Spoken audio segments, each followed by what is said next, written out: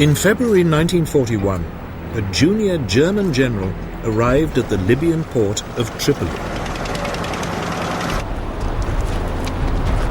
Erwin Rommel was one of the rising stars of the German army and had been chosen by Hitler as the man to rescue his Italian ally and retake North Africa for the Axis powers.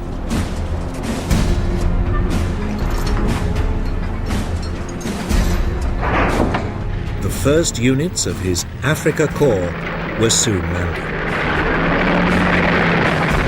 Some 16,000 men and over 100 tanks had been diverted from the European front. The Axis forces rapidly outnumbered the British troops, depleted by the war in Greece and Crete.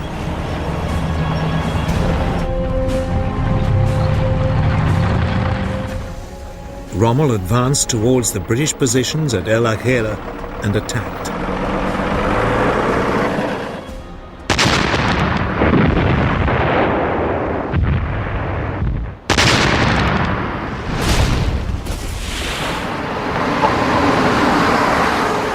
As the British fell back, Rommel pursued them.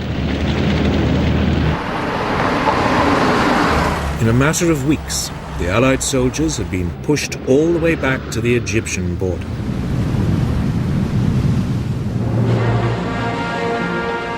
But in the retreat, a division of Australian troops had been cut off by the Germans in the Libyan port of Tobruk. The British commander, Sir Archibald Wavell, now launched 2 successive attempts to relieve them.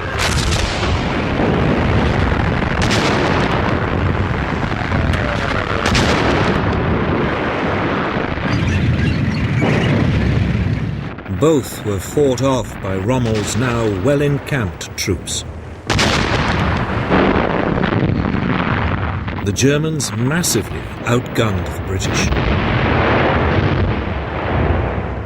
Their 88mm anti-aircraft guns, when used against tanks, far outranged the British. Moreover, Rommel took advantage of the wide-open landscape to drive his tanks around the British forces, outflanking them time and time again. It would become his trademark tactic. The British press, half grudgingly, half admiringly, nicknamed Rommel the Desert Fox. For Wavell, it was too much. Now exhausted, he was replaced by General Claude Auchinleck. Auchinleck came under immediate pressure to try again to relieve the Allied troops in Tobruk. But he refused until his forces had been reinforced.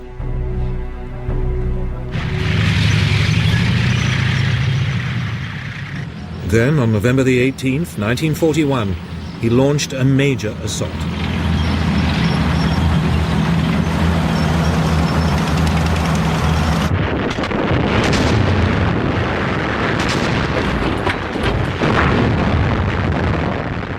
Operation Crusader, as it was called, started with a lengthy armoured dogfight.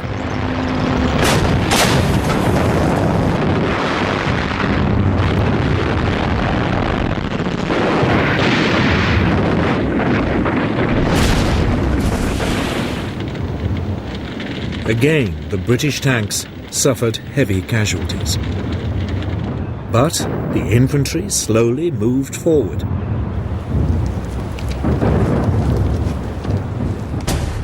Finally, after a month of confused fighting, Rommel retreated.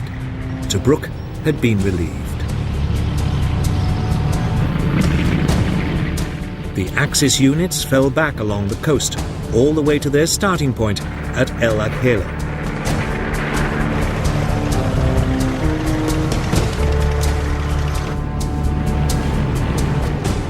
Auchinleck's military command now assumed Rommel was a spent force, at least for the time being. Its units were dispersed to bases along the coast for a badly needed refit.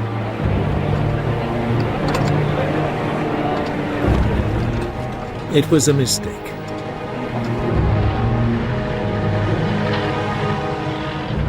Two months later, in January 1942, Rommel's Afrika Korps was back on the attack.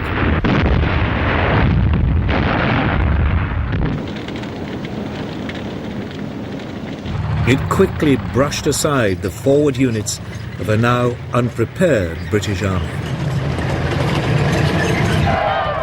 The chase along the coast of Africa began all over again.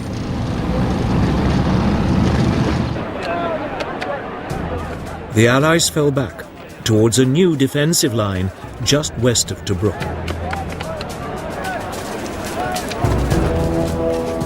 Here, a series of defensive positions, known as the Gazala Line, were constructed. Rommel attacked it at the end of May 1942.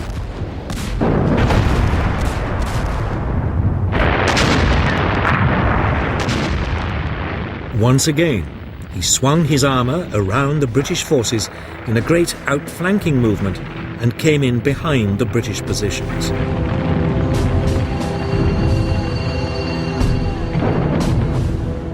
But this time the British were prepared for it and tried in turn to outflank Rommel.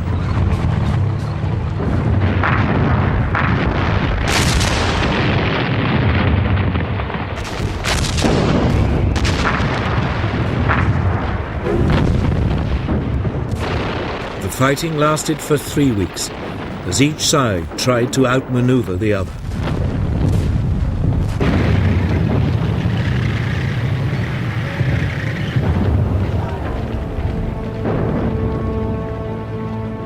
Eventually, the British were forced to retreat. 3 days later, the Germans overran the Allied positions. Rommel pressed home his advantage.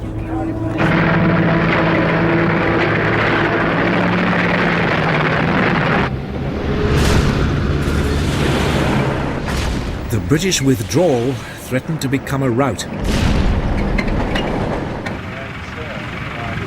Finally, Auchinleck turned to face his enemy at the Egyptian village of El Alemão. His southern flank rested on the Qattara Depression, an area impassable to tanks.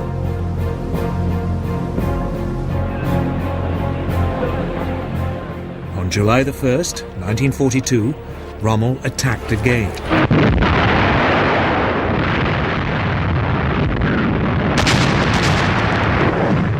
This time, the British defences held.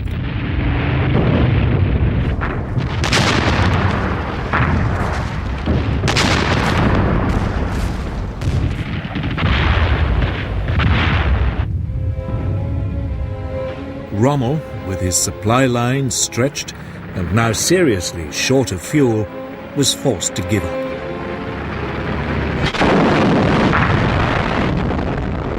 Now Auchinleck attempted a counterattack. For the rest of July, the two sides pushed at each other like exhausted boxers.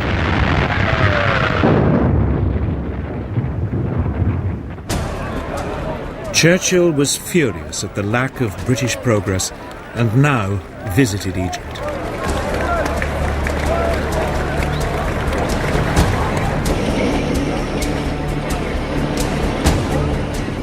It was time for yet another change of leadership. Auchinleck was replaced by not one, but two generals. General Harold Alexander as Commander-in-Chief Near East, and General Bernard Montgomery as Commander of 8th Army. The British and Axis forces had fought each other to a standstill. There was no clear winner, and the fate of North Africa still hung in the balance. Everything would now depend on whether the British could throttle the Axis supply routes across the Mediterranean.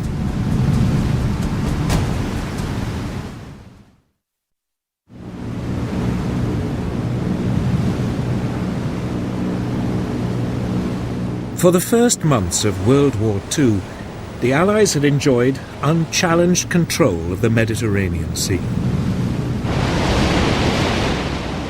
Britain's oil supplies from the Middle East passed through it undisturbed, and communications with the Empire in India and the Far East were secure.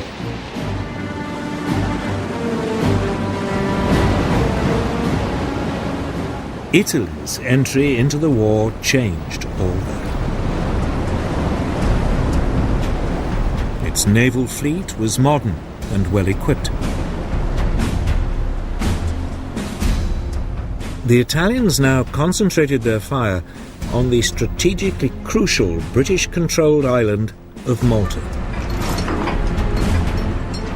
The island was an important refueling base for British submarines and aircraft in the eastern Mediterranean. It had become the centre for Royal Navy attacks on Italian and German supply convoys to North Africa.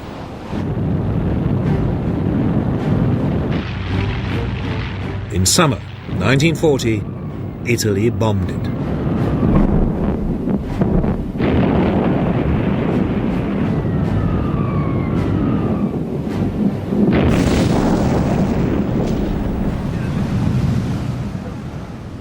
It was the beginning of a 2-year assault, which would inflict terrible suffering on the island's population.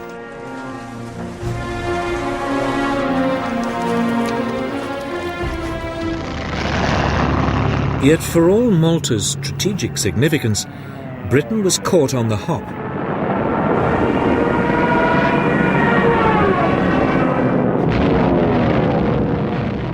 There were no fighter aircraft on the island to beat off the attacks.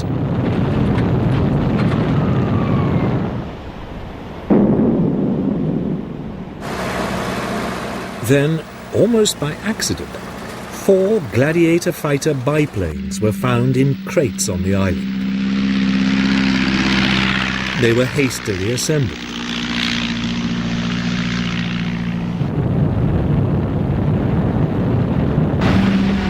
The aircraft put up a fierce resistance. For 3 weeks, the fate of Malta remained uncertain.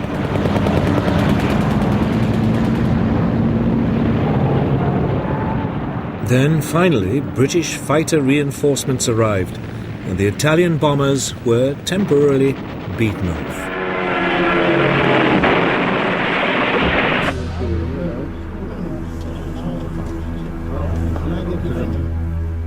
But it was now obvious to the British that they had to do something if they were to keep a toehold in the region.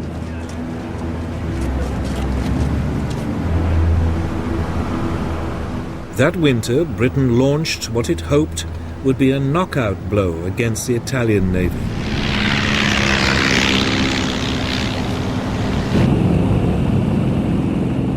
On the evening of November the 11th, 21 Swordfish torpedo bombers lifted off an aircraft carrier.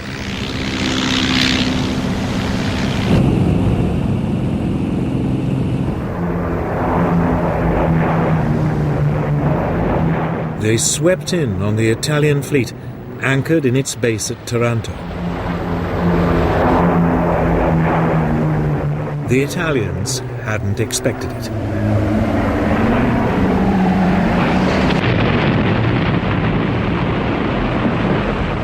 Three of Italy's 6 battleships were crippled. 4 months later, Britain struck again.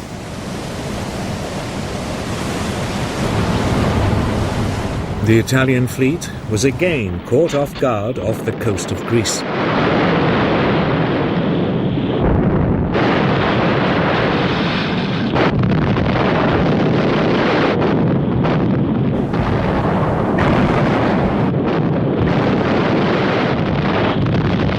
A 4th Italian battleship was damaged.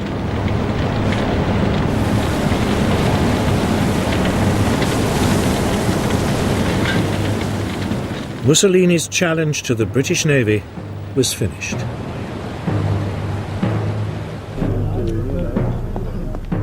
It was a turning point for Hitler, too. It was now clear that Italy could no longer be depended on to maintain control of the Mediterranean. It meant his supply lines to North Africa were at risk of being cut off. Germany decided to take a direct hand.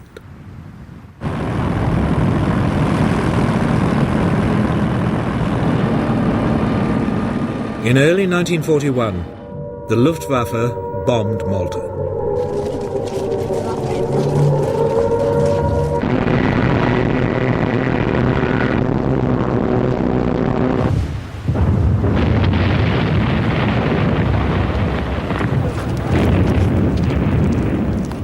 The island took another severe battering.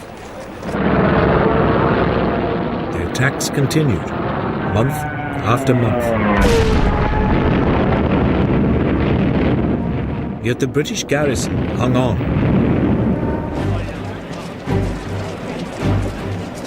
During an interlude in the German bombardment in autumn 1941, it even managed to step up its attacks on the Axis supply convoys to North Africa.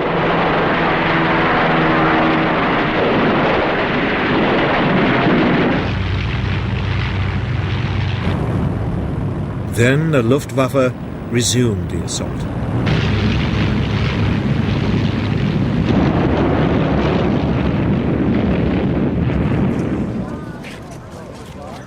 But despite the battering, the people of Malta held on.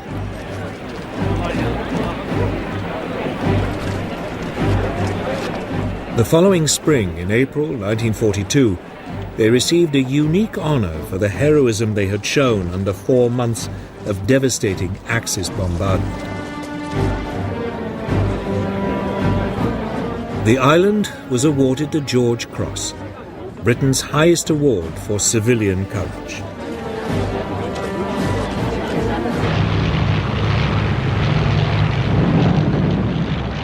But by the summer of 1942, Malta was running short of supplies and ammunition. In mid-June, the British Navy sent convoys from Gibraltar and Egypt to relieve it.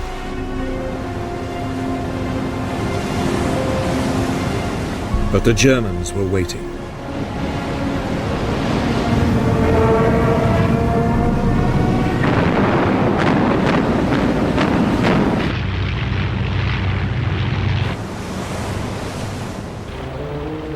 Just 2 of the 17 ships got through. The situation on the island was getting desperate. It was time for some decisive action.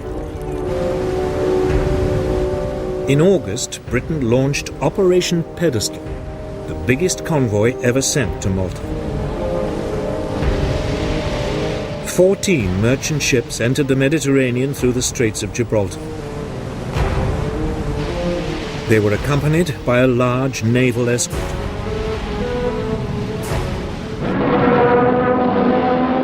Almost immediately, they ran into German opposition.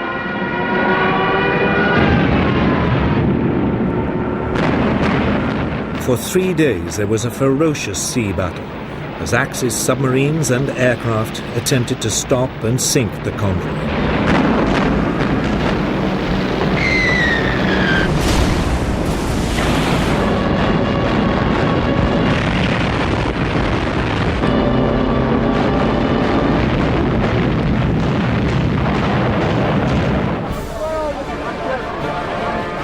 Finally, on the 4th day, 5 of the British merchant ships made it into port.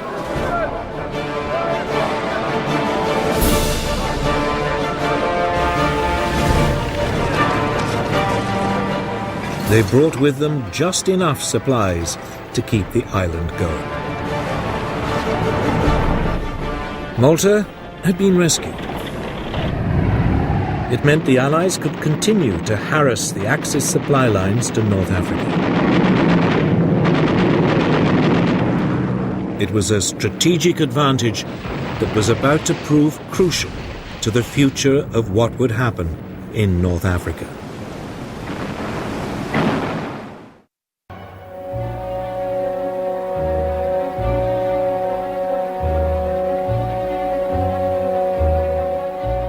On the 14th of October 1944, two generals of the German army arrived at this villa in Herlingen. It was the home of one of their country's most distinguished soldiers, Field Marshal Erwin Rommel, his wife Lucy, and son Manfred. The Field Marshal, recovering from wounds he had received in Normandy, was there to meet his visitors. But this was no social call. After a brief discussion, Rommel left the villa with the two generals for a last, short journey. Within minutes, he was dead by his own hand. What had happened to turn one of the Third Reich's greatest heroes into one of its greatest enemies, marked out for death by Hitler himself?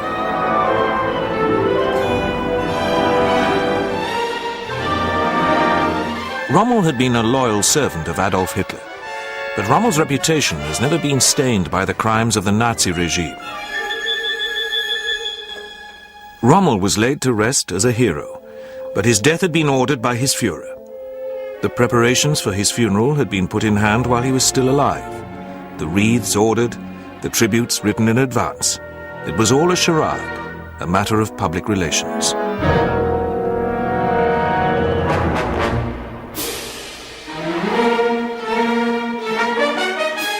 For Rommel had been implicated in the failed attempt to assassinate Hitler on the 20th of July 1944. But how deeply was Rommel involved in the July bomb plot? Did he know of the plan to murder his commander-in-chief?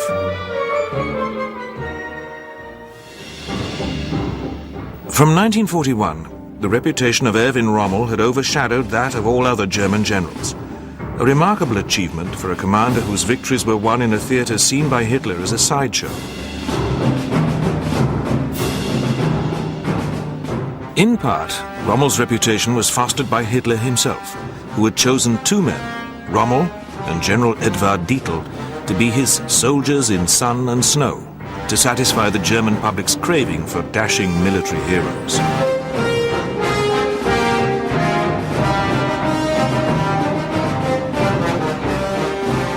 Rommel remains a legend, as compelling now as when he ranged over the battlefield. Unlike Rommel, Dietl was an ardent Nazi who had played a part in Hitler's abortive military coup in Munich in 1923.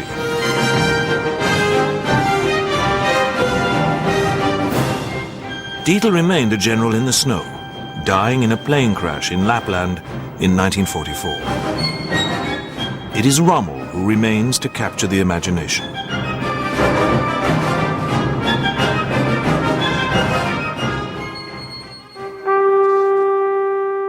Erwin Rommel was born on the 15th of November 1891 in the town of Heidenheim in Württemberg. He did not come from a military family. His father was a reasonably successful provincial doctor. Their home reflected the modest bourgeois origins of Erwin Rommel and his brothers and sisters. At school, Erwin Rommel was a sickly, dreamy child. But as an adolescent, he developed harder edges and a keen mathematical mind. His father encouraged Rommel to join the army. In the summer of 1910, he became an officer cadet at the military school in Danzig, on the Baltic. After cadet school, Rommel joined the 124th Württemberg Infantry Regiment. It was during this period in his life that Rommel met Lucy Mollin, whom he was to marry in 1916.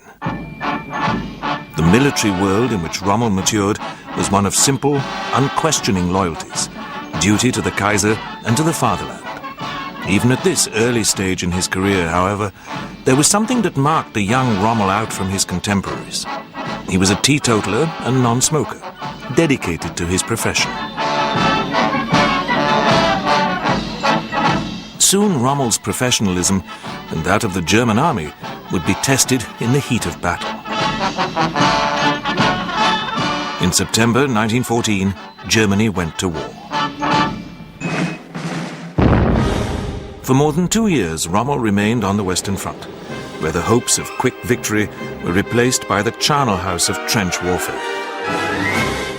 He was a slight figure, but Rommel's courage and personality cast a spell over all who met him.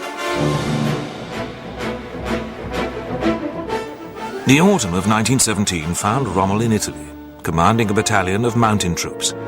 By now he was the much-wounded holder of an Iron Cross First Class. As a young officer on the Western Front, Rommel had displayed a flair for infiltration tactics which had earned him a transfer to a mountain battalion.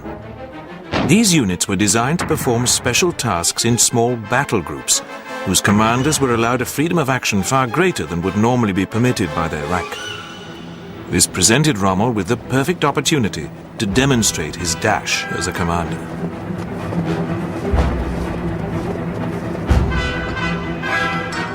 At the Battle of Caporetto, Rommel led his men deep into the Italian rear, capturing 9,000 men and 80 guns. His youthful promise had been more than fulfilled. Rommel was awarded the Pour le Mérite. He was 27 when the war ended in a German surrender, which was quickly followed by political chaos at home.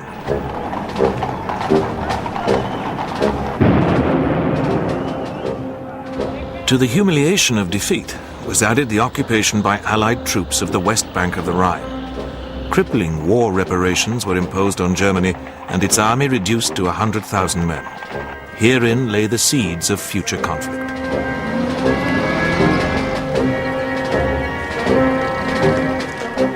After the war, Rommel remained in the German army. A civilian life would have been unthinkable for him. He became the commander of a rifle company, a post he would hold for the next 9 years.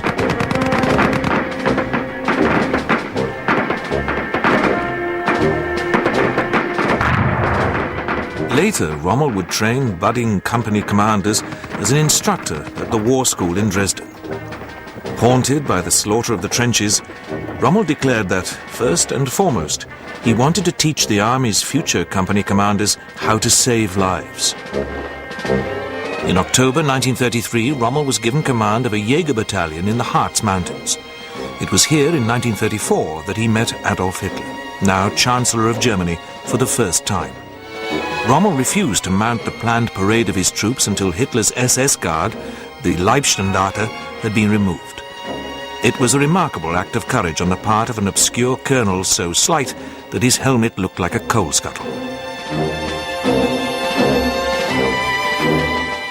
Hitler had come to power in December 1933, his accession as Chancellor blessed by President Hindenburg, the aging symbol of Prussian militarism.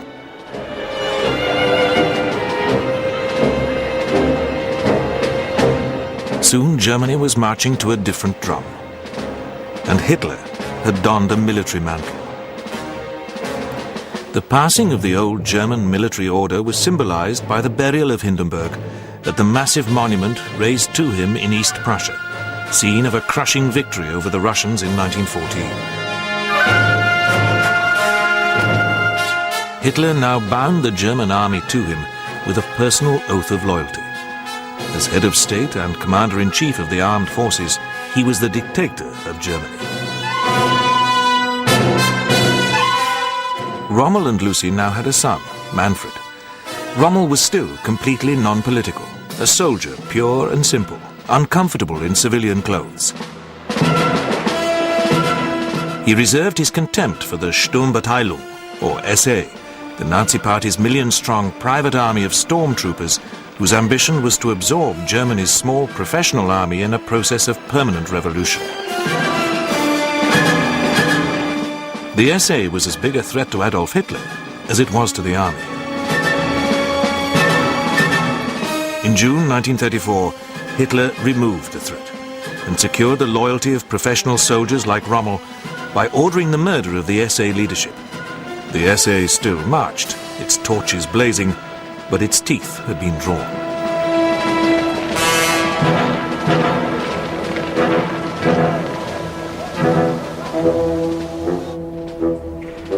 Rearmament not only reassured the German officer corps, but also provided the basis for the rapid expansion of the armed forces. Skillful propaganda concealed their underlying weakness and played on the fears of British and French politicians who dreaded a new bloodletting even more terrible than that in France in the First World War. When Hitler reoccupied the demilitarized Rhineland in 1936, against the advice of the senior generals, the British and French sat on their hands. This bloodless victory impressed Rommel as much as it did millions of other patriotic Germans. And by now, Rommel was a man on the move. 1937 saw the publication of a best-selling tactical manual written by Rommel, The Infantry Attacks. That same year, the teacher of the Officer Corps became a student. Rommel attended the first of a series of Nazi indoctrination courses for army officers. He was now convinced that the Officer Corps must be politicized and ready to fight for the Führer's new policies. And Rommel himself was now playing a part in these policies, albeit in a minor role. In the autumn of 1938, Germany had occupied the Sudetenland, the largely German-speaking border area of western Czechoslovakia.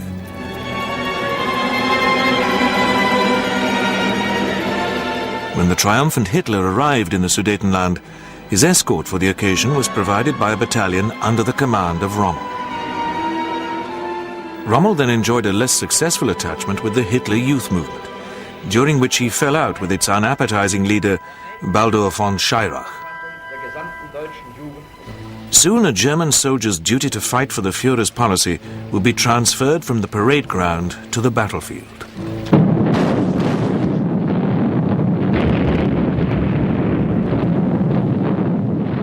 On the 1st of September 1939, Hitler invaded Poland.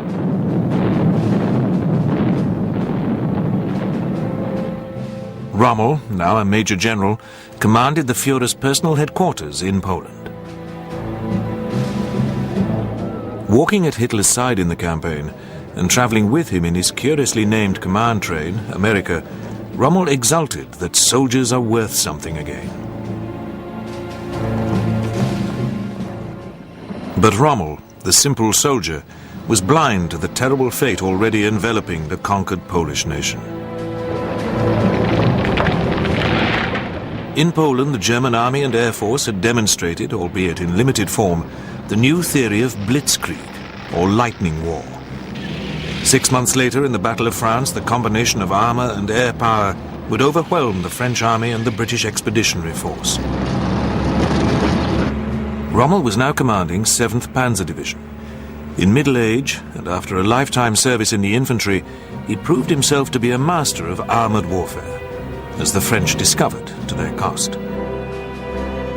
After crossing the River Meuse, Rommel's division was at the heart of the German drive across northeast France, averaging as many as 50 miles a day. 7th Panzer moved so fast, it earned the nickname of the Ghost Division.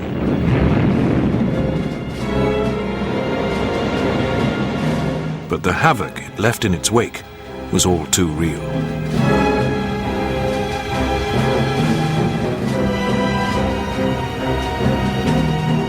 Rommel reveled in this exhilarating soldiering.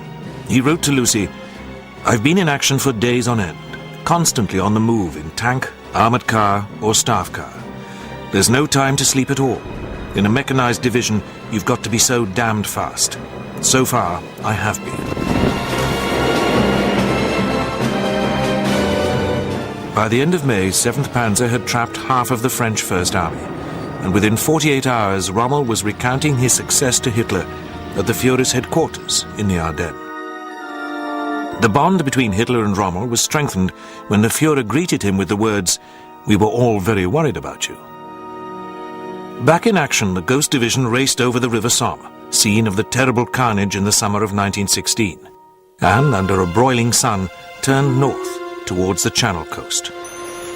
Rommel, who was relishing the publicity he attracted, made sure that he was there when his forward tanks reached the sea, getting his boots wet for the cameras.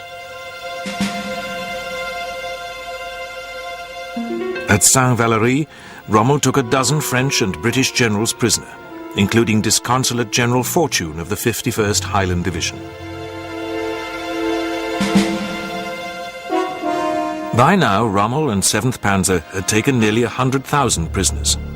But his very success, and the attention it attracted, was breeding resentment among many of Rommel's peers in the army. In February 1941, while the rest of the German army was preparing for the invasion of the Soviet Union, Rommel was chosen by Hitler to lead an armored expeditionary force, the Afrika Korps, to help Germany's Italian allies in North Africa. The British had been giving the Italian forces in Libya a hard time. In December 1940, the British Western Force, commanded by Field Marshal Wavell, had launched an offensive from Egypt, which had driven the Italians out of eastern Libya. Rommel and the first elements of the Afrika Korps arrived at the port of Tripoli in western Libya in February 1941. Undaunted by the rout of the Italians, Rommel defied orders and immediately went on to the offensive. He caught the overstretched British deployed piecemeal and with most of their tanks in need of repair. They were unceremoniously swept back across the Egyptian frontier.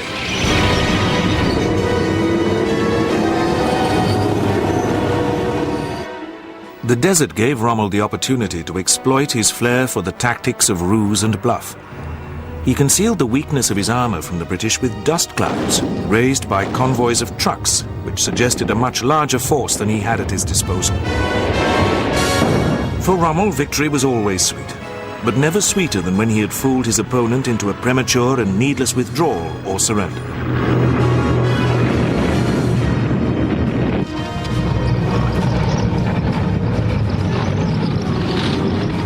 For the next 18 months, Rommel retained the initiative, constantly in the thick of the fighting. A nightmare for his staff, as he was often out of touch with his headquarters, but an inspiration when he arrived at a critical point to lead or attack.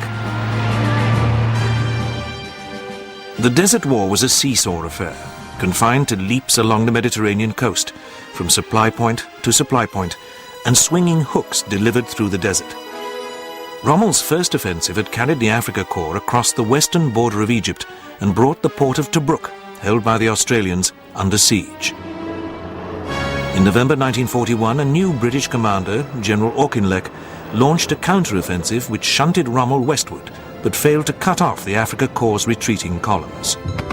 Rommel excelled in the cut and thrust of desert warfare. He was unconventional in his handling of armor, often using his tanks as bait to lure the British armor into traps lined with his anti-tank guns.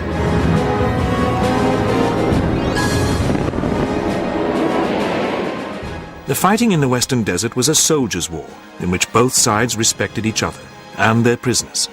There were none of the atrocities which made the war in Eastern Europe especially terrible.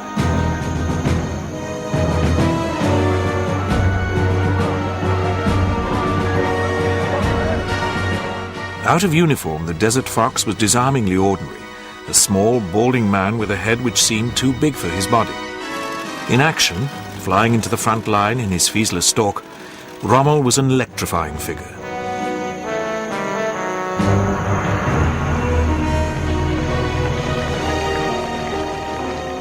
He even forced Auchinleck to write, "I am not jealous of Rommel."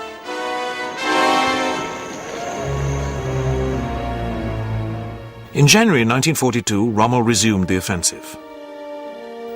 He drove the British 8th Army eastward, fighting a bitter battle at Gazala, which forced Auchinleck to retire to a position at El Alamein, inside the Egyptian border. This time Auchinleck could not save Tobruk, but in July he inflicted a decisive check on the overextended Afrika Korps at the First Battle of El Alamein.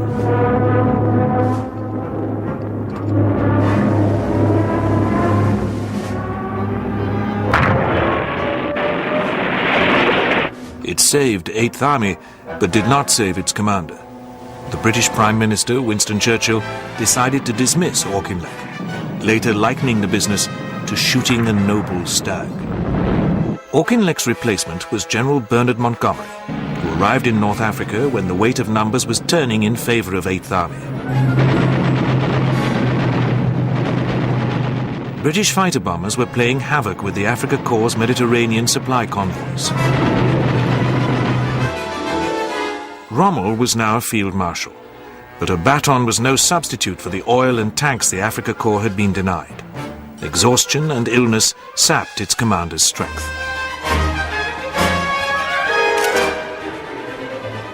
In contrast, Montgomery resisted Churchill's promptings to launch an all-out offensive until he was confident of a marked superiority in men and material.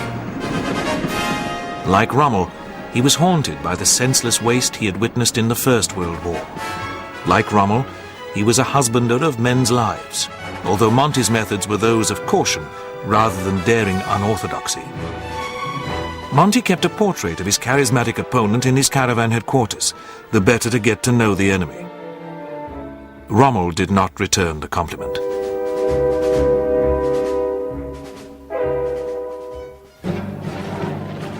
The ailing Rommel was in Germany, on sick leave, when, on the night of the 23rd of October 1942, Montgomery opened the second Battle of El Alamein with a massive artillery barrage.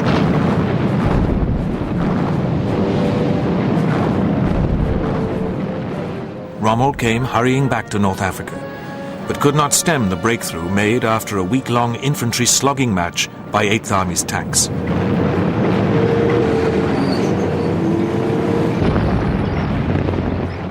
By nightfall on the 3rd of November, Rommel was down to his last 30 serviceable tanks. He was left with no option but to order a general withdrawal on the 4th. Montgomery had the victory he had promised Churchill. Rommel, ill and exhausted, could promise no more than a fighting retreat. After an agonizing delay, Hitler approved Rommel's request to withdraw. Rommel's next task was the preservation of an army of 70,000 men on a 2,000-mile fighting retreat under constant air attack. British codebreakers at Bletchley Park monitored every detail of Rommel's westward progress, harried but not destroyed by 8th Army. But foul weather and Montgomery's innate caution preserved what was left of the Afrika Korps. Meanwhile, on the 7th of November, British and American troops came ashore in the Vichy French colonies of Morocco and Algeria. Operation Torch threatened to trap the retreating Afrika Korps between two Allied armies.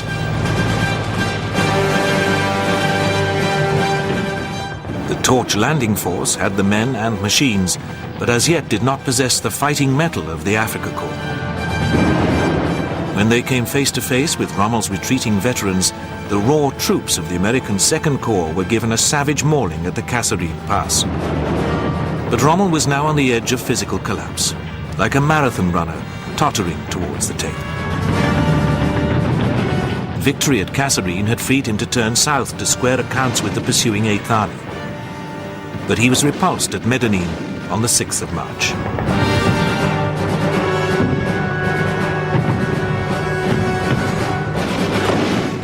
Montgomery wrote, "Rommel attacked me at dawn. It was very foolish of him. I have 500 6-pounder anti-tank guns. I have 400 tanks, and I have good infantry holding strong pivots and a great weight of artillery. The man must be mad."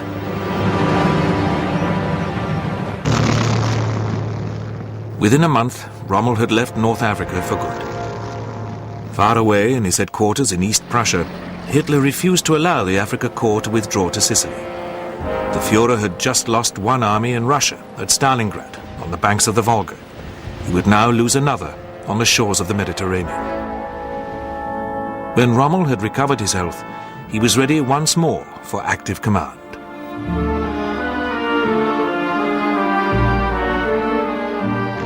In August 1943, he was appointed commander of German troops in northern Italy.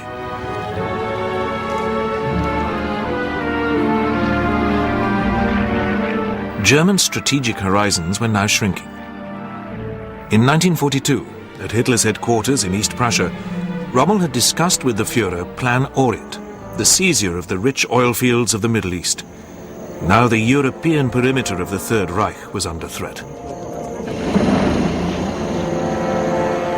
Hitler's sweeping geopolitical daydreams had been blown away to be replaced by the grimmer concept of Fortress Europe.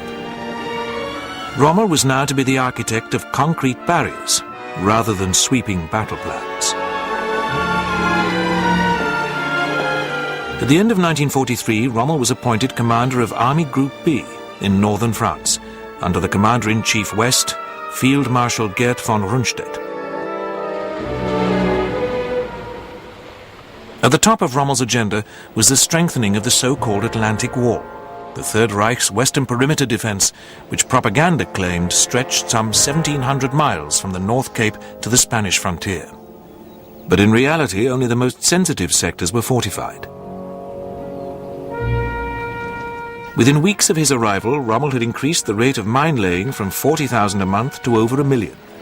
500,000 obstacles were laid on the beaches and likely airborne landing grounds behind the wall. But Rommel knew that the wall alone would not defeat an Allied invasion of northwest Europe. Mindful of the almost total air superiority now enjoyed by the Allies, Rommel, once the master of mobile armoured warfare, was convinced that he would have to get his guns and armour to the water's edge at the moment the Allies came ashore. Only then could they be defeated. At a conference in Holland, he told officers of 88th Corps, "All your forces have got to be committed to the defence of the coastline itself." In this he was in fundamental disagreement with von Rundstedt, who favoured holding back a strong armoured reserve ready to strike when it became clear where the main Allied blow was falling. Rommel argued that Allied air attacks would smash up any attempt to move large bodies of armour by day. Movement and attack by night would end in confusion. There was no satisfactory resolution of this heated tactical debate. Nor was there any agreement on where the Allies would land. Von Rundstedt believed that the Allies would take the shortest sea route, across the Pas-de-Calais. Rommel became increasingly anxious about the possibility of landings on the western coast of Normandy, between Caen and Cherbourg. In the end, he was proved correct. The Allies had decided to land in Normandy as early as the summer of 1943, but they employed a brilliant deception plan to persuade the German High Command that their intention was to land further east, near Calais. Dummy air forces came to life around the port of Dover. Landing stages were prepared to accommodate landing craft made solely for the benefit of the handful of Luftwaffe reconnaissance aircraft allowed to penetrate British airspace.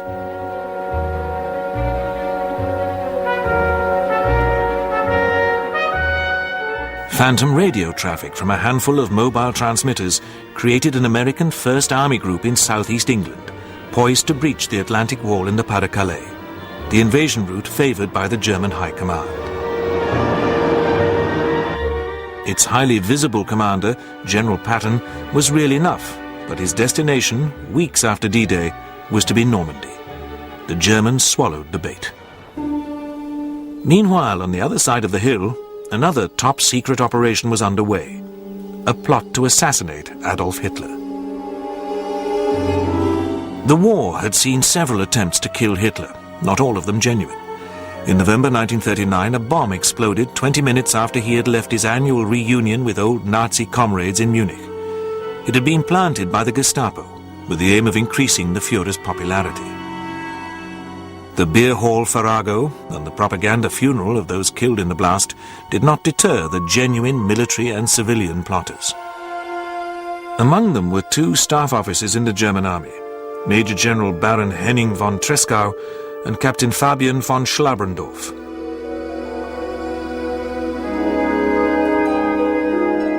In 1943, they nearly succeeded in killing Hitler when the Führer visited the Russian front.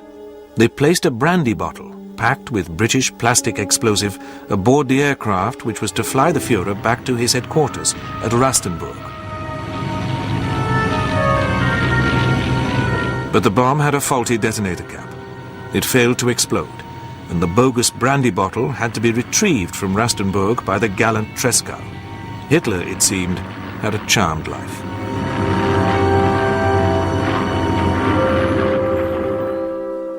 The circle of conspirators in the German High Command grew wider. By the spring of 1944, it had drawn in General Karl Heinrich von Stulpnagel, the military governor of occupied France. In Berlin, the main conspirator was General Ludwig Beck, who had been the German army's chief of staff in the 30s. The military and civilian conspirators against Hitler comprised a number of groups with different aims. But they could all see that the war was lost. They were convinced that the destruction of Germany and its subjugation to the Soviet Union could be prevented only by a speedy surrender to the British and Americans. To achieve this, Hitler would have to be killed. Rommel remained loyal to Hitler, to whom he had easier access than most. But he was also a realist. As the prospect of the Allied invasion approached, Rommel was torn between patriotism and his duty as a professional soldier. He knew that Germany would be crushed between the Soviet Union and the United States. Rommel's feelings about Hitler had originally been straightforward. Rommel, the uncomplicated soldier, was grateful to his Führer for rescuing and then restoring the fortunes of Germany. As he proudly put it in 1939, soldiers are worth something again.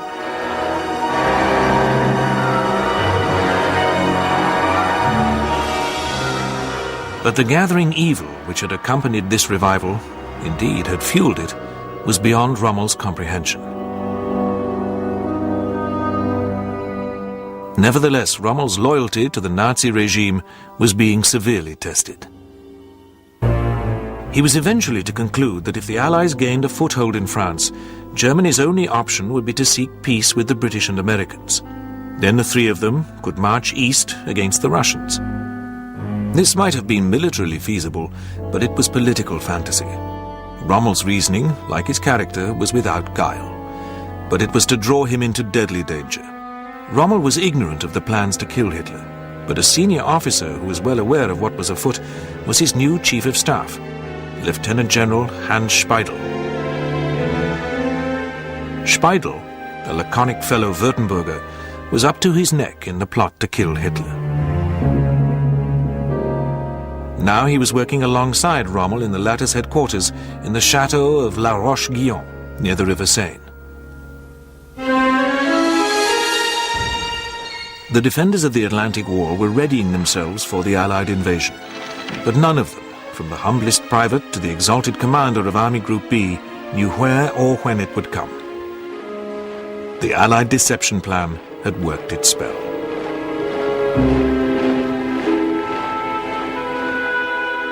For Rommel, however, there was a domestic matter to attend to.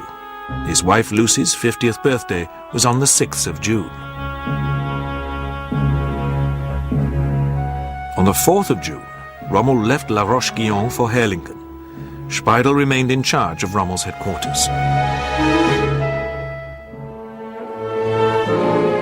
On the other side of the Channel, the countdown to D-Day had begun. In the small hours of the 6th of June, American paratroops landed in Normandy on the western flank of the Allied beachhead. Off the Normandy coast lay the Allied invasion armada.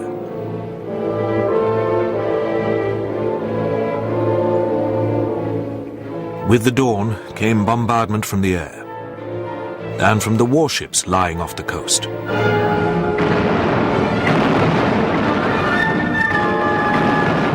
The invasion of northwest Europe had begun, and in the sector which Rommel had anticipated. By the end of the day, 60,000 American and 75,000 British and Canadian troops were ashore. The panzers with which Rommel had planned to smash the invasion on its beachheads were held back. Rommel's headquarters at La Roche-Guyon was infected with a peculiar calm. As the evidence of the invasion mounted, Speidel remained inactive. He even returned to bed. He did not ring Rommel at Herlingen until 10 on the morning of the 6th of June. There were 3 panzer divisions within striking distance of the invasion beaches. Speidel declined to move them. Was he looking over his shoulder at the Pas-de-Calais, convinced that the main blow was yet to fall? Or was his sluggish reaction to the crisis a deliberate attempt to ensure Allied success? At 10 p.m. on D-Day, a grim-faced Rommel arrived in Normandy. As he had feared, Allied air power was making the daylight movement of men and armor extremely hazardous.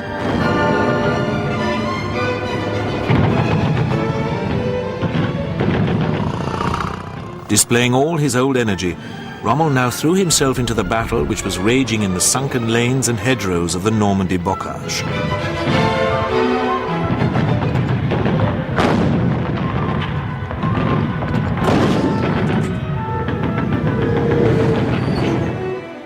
It was now that Speidel revealed to members of his staff that he had been plotting against Hitler. The conspiracy was seeping out into the open. While the German army was grouped and regrouped, unable to land a heavy punch as the Allies pushed inland, Speidel engineered a meeting between Rommel and one of his fellow conspirators, Lieutenant Colonel Caesar von Hoffacker, von Stolpnagel's adjutant in Paris. Allied bombers and the efforts of the French resistance were disrupting the German build-up in Normandy. On the 11th of June, Speidel called on von Rundstedt's chief of staff, General Blumentritt, telling him for the first time about the opposition to Hitler, but not about the plans to assassinate him. While Speidel talked to Blumentritt, Rommel was conferring with von Rundstedt. The result was that the CNC West sent a gloomy signal to the Führer, informing him that if he could not establish a stable front line in Normandy, Rundstedt would be forced to make what he termed fundamental decisions.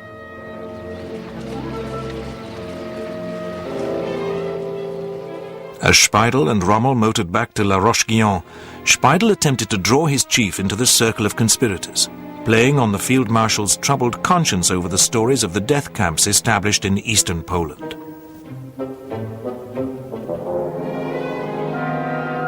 Later that day, Rommel voiced his alarm to Army Group B's naval liaison officer, Admiral Ruger.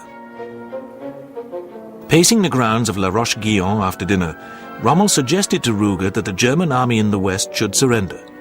He hinted that the Nazi leadership had blood on their hands, adding, "I have always fought clean." Rommel then wrote to his wife Lucy, "It's time for politics to come into play." All the while, both Rommel and von Rundstedt were looking to the northeast for the anticipated arrival of Patton's first U.S. Army Group, one of the fictions of fortitude to which Speidel's compliant intelligence staff gave the utmost credence. It also seems that on his own initiative, Speidel was withholding a vital panzer division, 116th, from the Normandy front, calculating that it would be needed to deal with the SS garrison in Paris after Hitler had been removed.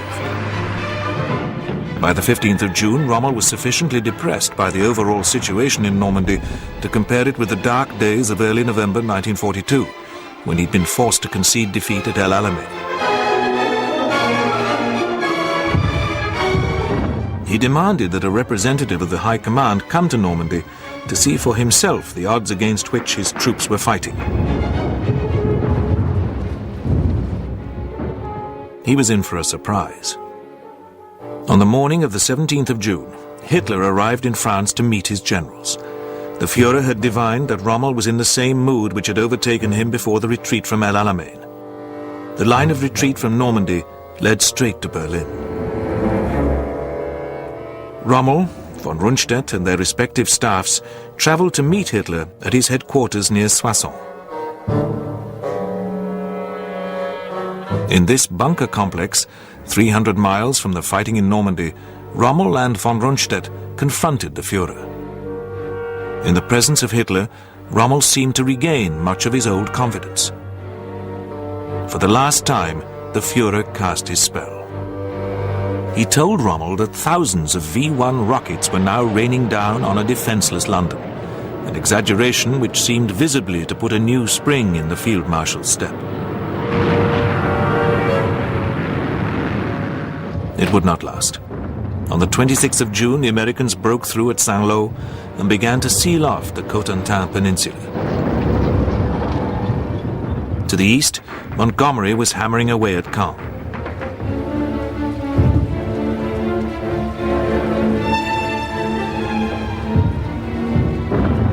Patton's Phantom Army Group still haunted Speidel's staff.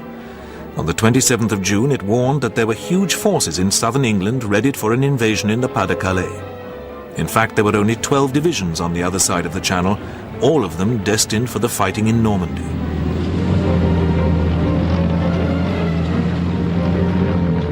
At the end of the month, Rommel joined the senior commanders in the West for a conference with Hitler at the Berghof, the Führer's mountain retreat in Bavaria. Rommel had told von Rundstedt that the war must be stopped now. I intend to make no bones about it when I see Hitler. At the Berghof, Rommel bravely attempted to confront Hitler with what he knew to be the truth. He told Hitler he could not leave the meeting without speaking on the subject of Germany. Hitler asked Rommel to leave the room immediately. The conference continued without Rommel. He was never to see Adolf Hitler again. Back in Normandy, Rommel received yet another visitor. Field Marshal Kluge, a veteran of the Eastern Front, had arrived to replace von Rundstedt at CNC West. Kluge knew of the plot against Hitler, but had kept his distance from it. Kluge and Rommel did not hit it off when they met. By now, Stulpnagel in Paris and Speidel at Rommel's headquarters were becoming increasingly desperate to win Rommel over. Once again, the persuasive Hoffacker was dispatched to La Roche-Guyon to draw Rommel into the circle of conspirators. The mission sealed the Field Marshal's fate. Hoffacker returned to Paris convinced that he had won Rommel over. Rommel, however, remained ignorant of the plan to kill Hitler, a move he would never have supported. But in Paris, Hoffacker told his Confederates that Rommel had placed himself entirely at their disposal. Nothing could have been further from the truth. Hoffacker then traveled to Berlin, where he met his cousin, Claus von Stauffenberg, the wounded veteran of the Eastern Front who had been chosen as Hitler's assassin. On the 16th of July, Stauffenberg informed the plotters that the field marshals in the West were with them. Haunted by the spectre of defeat in Normandy, Rommel was torn between lingering loyalty to Hitler and his duty as a professional soldier. On the 16th of July, Rommel delivered an ultimatum to Hitler in the form of a report to Kluge. Everywhere our troops are fighting heroically, but the unequal struggle is drawing to a close. In my view, the political consequences of this must be drawn. As Commander-in-Chief of the Army Group, I feel obliged to make myself plain.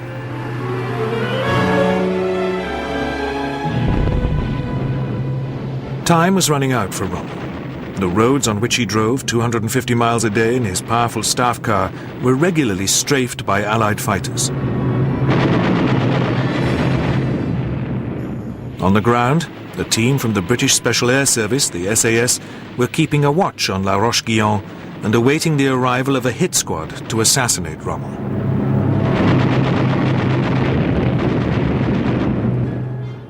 One of the senior German officers in whom Rommel had confided was Sepp Dietrich, the commander of 1st SS Panzer Corps and one of Hitler's oldest associates. On the 17th of July, Rommel had asked Dietrich if he would always obey his, Rommel's, orders, even if they contradicted those of the Führer. Dietrich told Rommel that he would. Meanwhile, the bloody battle for Caen was moving towards its climax. Rommel's old adversary in the western desert, Montgomery, had finalized his plans for Operation Goodwood, an armored drive to smash through the stubborn defenders of Caen, which had defied Allied bombardment and attack for over 3 weeks. But Rommel was to play no further part in this battle. After the meeting with Sepp Dietrich, Rommel motored back to La Roche-Guyon.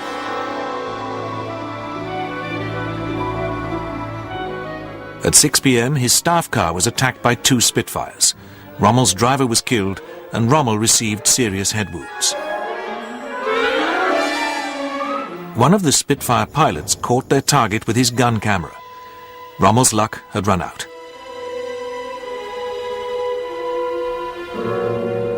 The Allied air power he had feared had removed a vital piece from the Normandy chessboard.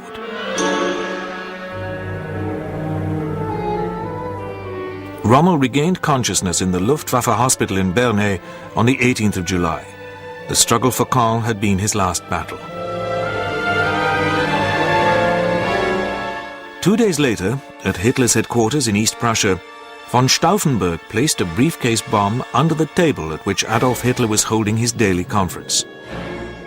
The explosion ripped through the hut, killing 3 officers but sparing Hitler.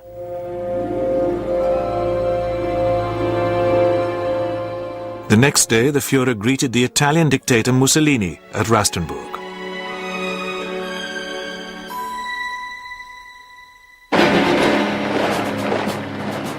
The plot against Hitler had failed.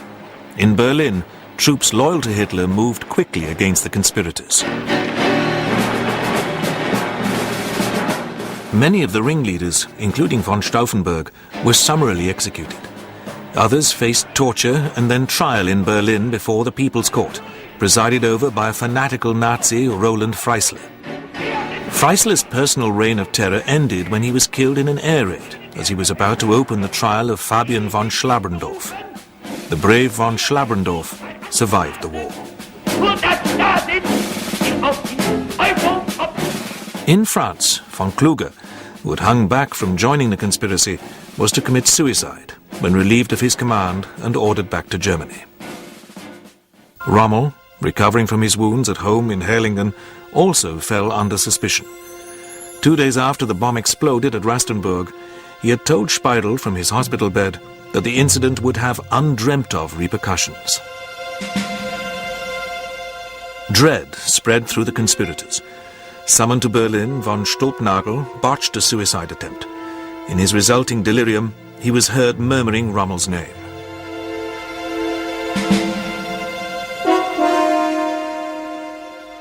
Hoffacker, who had been urged to flee, stayed put, and in an attempt to save his own skin, fingered Rommel.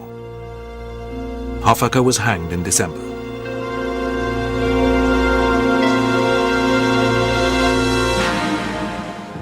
Gestapo reports of the suicide attempts and subsequent interrogations were rushed to Hitler. On the 12th of August, Heinrich Himmler, chief of the SS, arrived to see the Führer. In his briefcase was a notepad on which was written, Item 6, West, Kluge and Rommel. The shadows were closing in on the Desert Fox. And on General Speidel, who was interrogated by the Gestapo and then, at the beginning of October, called before an army court of honor. Inevitably, the trial of Speidel was also the trial of his boss, Erwin Rommel. Speidel, the great survivor, wriggled free. Rommel, who had no friends at Hitler's court, was doomed. At Herlingen, where he'd been convalescing since the 7th of August, Rommel knew that he'd been placed under constant surveillance by the Gestapo. On the 7th of October, Rommel received a summons to Berlin from General Keitel, Hitler's chief of staff. He declined, pleading poor health. Plans were already being made for Rommel's funeral. On the 13th of October, General Wilhelm Burgdorf, Hitler's senior adjutant, travelled to Herlingen from Berlin. Burgdorf was accompanied by Major General Ernst Meissel, head of the legal section of the personnel branch of the German army. Burgdorf and Meissel arrived at Rommel's house at noon on the 14th of October. The Field Marshal received them in his Afrika Korps uniform. Before Rommel left with the two generals, he told Lucy and Manfred of his fate. He had been given the alternative of trial or suicide. He had chosen suicide. Death lay 200 yards down the road, a cyanide capsule in the back seat of Burgdorf's limousine. Hitler had many of the conspirators hanged on piano wire and then drooled over the film of their death agonies. Rommel, who had never contemplated Hitler's death, remained a hero to the German people and was given a funeral to match his status. Manfred, an auxiliary firefighter, paid his last respects with his mother.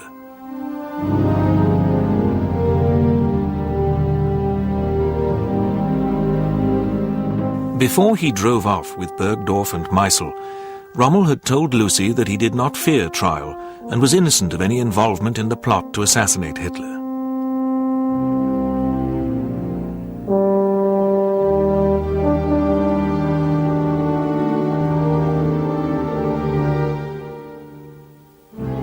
But Rommel had been prepared to support the removal of Hitler as a preliminary to negotiating a surrender to the British and Americans. And he had openly discussed these plans with a number of people. Rommel knew only too well that this was an act of treason for which he would have to pay the ultimate price.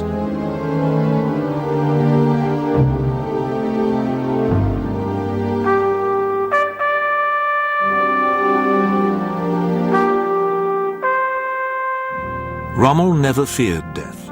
Its wings had brushed him many times.